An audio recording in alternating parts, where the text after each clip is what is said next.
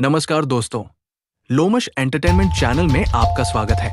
यहाँ हर कहानी में होता है खून, धोखा और साजिश का सच, जिसमें किरदार आम होते हैं पर अंजाम खौफनाक। क्यों होता है जुर्म, कौन बनता है शिकार और कौन छुपा होता है इसके पीछे?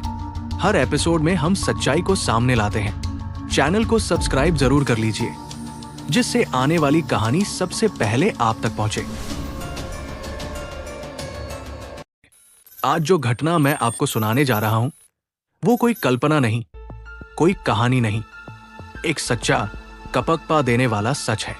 गुजरात राज्य के अहमदाबाद शहर में फतेहबाड़ी नाम की एक शांत सी जगह में एक आम सी दिखने वाली सोसाइटी, गोकुलधाम सोसाइटी, मकान नंबर 16 होता है। तारीख 5 नवंबर 2025, समय सुबह 11 बजे के आसपास। सोसाइटी के लोग अपनी रोज की तरह की जिंदगी में व्यस्त थे कि अचानक गली में हलचल मच गई। देखते ही देखते वहां मजिस्ट्रेट, क्राइम ब्रांच, स्थानीय पुलिस, नगर निगम के मजदूर और हथकड़ी पहने हुए एक व्यक्ति को देखकर लोगों का हुजूम उमड़ पड़ा। लोग एक दूसरे से फुसफुसा रहे थे, इस 6 में आखिर चल क्या रहा है? 14 महीने से घर का मालिक कहीं नहीं दिखाई दिया। शक, सरगोशिया, बेचैनी, सब कुछ हवा में तैर रहा था। पुलिस हथकड़ी लगे एक शख्स को, जिसका नाम इमरान था, घर के अंदर ले गई। अंदर जाते ही अधिकारियों ने पूछा, लाश को कहाँ दफनाया था? ये सवाल सुनकर भीड़ की रूह कांप गई। इमरान बिना कुछ बोले सीधा रसोई की ओर गया और इशारा किया, यही दफनाया था। मजदूरों ने खुदाई शुरू कर दी। पहले टाइल्स टूटे, फिर नीचे जमी सीमेंट की मोटी परत। 6 घंटे की खुदाई के बाद 6-7 टुकड़ों में एक इंसानी कंकाल निकलकर बाहर आया। सन्नाटा फैल गया। पहचान मुश्किल थी, इसलिए पुलिस ने डीएनए सैंपल भेज दिए।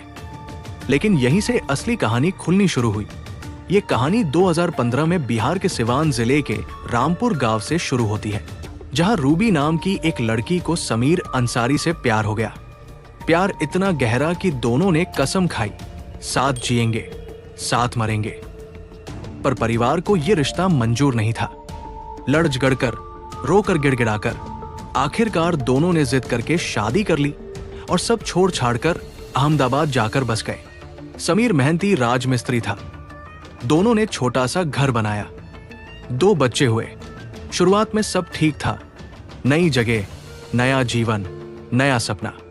एक दिन पड़ोसन ने समीर को बताया, आपके काम पर जाने के बाद एक लड़का आपके घर आता है। पहले तो समीर ने इसे अनसुना किया, पर धीरे धीरे उसे खुद शक होने लगा। और वो दिन भी आया जब उसने अपनी पत्नी को इमरान के साथ आपत्तिजनक हालत में देख लिया। वो पूरी तरह टूट गया। प्यार, घर, गांव, परिवार, सब उसके दिमाग में उलझने लगे। वो शराब का आदी बन गया। शराब के नशे में वो रूबी को मारता पीटता भी था। घर नर्क बन गया था। ये अगस्त 2024 की बात है। रात गहरी थी। समीर नशे में धुत घर लौटा। रूबी ने इमरान को इशारा कर दिया था। दरवाजा खुला छोड़ दिया गया। इमरान चुपचाप अंदर आया। दोनों ने मिलकर समीर के हाथ पैर बांधे, उसकी बेरमी से पिटाई की और फिर चाकू से उसका गला रेत दिया। उस एक पल में एक इंसान नहीं मरा, एक परिवार, 2 बच्चों का भविष्य और 3 लोगों की आत्माएं सब दफन हो गई। इमरान ने बाद में लाश को ठिकाने लगाने के लिए अपने 2 चचेरे भाइयों को भी बुलाया। लाश के टुकड़े किए गए। रात भर डर के साए में बैठकर सोच विचार हुआ, बाहर ले जाए या नहीं।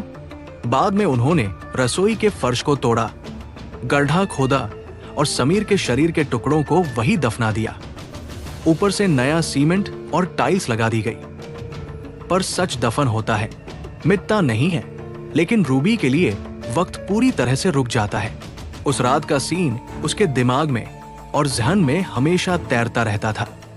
वो जब भी रसोई में जाती तो जब देखो तब समीर के हत्याकांड की वो पूरी कहानी उसके दिमाग में घूमती रहती थी। और इस तरह से वक्त आगे बढ़ रहा था। वो बीमार भी हो जाती थी, टेंशन में आ जाती थी। आखिरकार करे तो क्या करे? उसने 3 महीने तो किसी तरह से काट लिए। तभी उसने अपने प्रेमी इमरान से कहा कि मैं इस घर को छोड़ना चाहती हूं। हर वक्त समीर मेरे जहन में, मेरे दिमाग में रहता है, मैं उसे निकाल ही नहीं पा रही हूं। इमरान कहता है कि इस घर को किराए पर छोड़ देते हैं और तुम कहीं और किराए पर रह लो। कुछ ऐसा ही किया जाता है। ये रूबी दूसरी जगह किराए पर रहने लगती है और अपना जो घर था उसको किसी दूसरे किराएदार को किराए पर छोड़ देती है। किराएदार ने इस बात की कई बार शिकायत की थी कि घर में से अजीब तरह की स्मेल आती है और ये समझ नहीं आ रहा कि आखिरकार कहां से आ रही थी। लेकिन जैसे जैसे वक्त आगे बढ़ रहा था वैसे वैसे वो स्मेल भी दब जाती है, खत्म हो जाती है। इसी बीच में किसी ने इस महिला से कुछ बातचीत करने की कोशिश की और महिला ने बातचीत में ये कहा कि मैं अपना जो घर है उसको बेचना चाहती हूं। एक ब्रोकर से संपर्क किया और ब्रोकर से संपर्क करने के बाद उस ब्रोकर ने कहा कि ठीक है, आपको मकान दिखाना पड़ेगा, मकान के कागजात दिखाने पड़ेंगे और जैसे भी इसके उचित दाम मिलेंगे उस हिसाब से हम इसको देख लेंगे। उस महिला ने जो भी जानकारियां थी वो सब उपलब्ध कराई, लेकिन एक दिक्कत थी।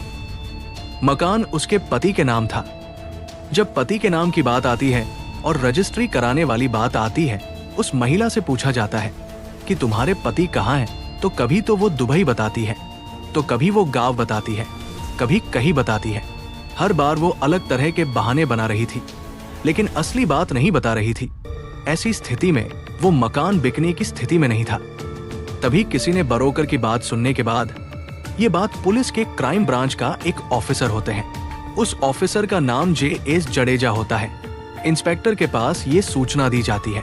अब इंस्पेक्टर ने शुरुआत में तो इस मामले को इतना गंभीरता से नहीं लिया था, लेकिन मुखबिर ने कहा कि ये बात बहुत पुख्ता है कि कुछ ना कुछ कांड हुआ है, आपको इस मामले की जांच पड़ताल करनी चाहिए। आखिरकार इंस्पेक्टर J.S. जडेजा ने इस मामले को गंभीरता से लेते हुए अपनी एक टीम तैयार करते हैं और टीम तैयार करने के बाद सब्जी का ठेला लगाकर अपने सिपाही को भेजते हैं और कहते हैं कि बस किसी भी तरकीब से पता करके लेके आओ। पहले वाला जो सब्जी वाला बन के गया था तो वो भी कुछ ना कुछ जानकारी लेकर आता है, तो उससे पता चलता है कि वह दुबई गया हुआ है। दूसरे बार जो पुलिस वाला जाता है तो वहां से पता चलता है कि वो गांव रामपुर गया हुआ है। पुलिस ने आखिरकार उसके मोबाइल की CDR निकलवाई, साथ ही उसके बैंक की स्टेटमेंट निकलवाई।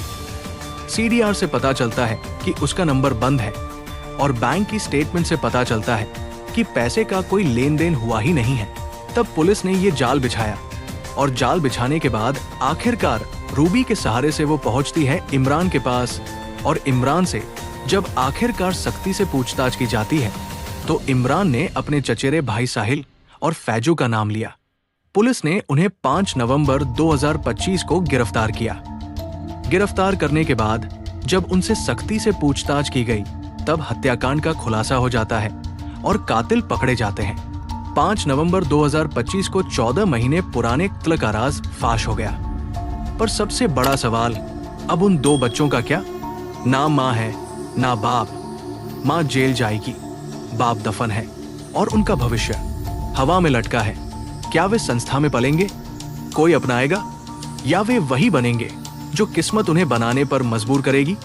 रूबी का एक गलत फैसला, 3 जिंदगियां तबाह, 2 मासूम जिंदगी भर की सजा में धकेल दी गई। ये कहानी डराने के लिए नहीं, जगाने के लिए है।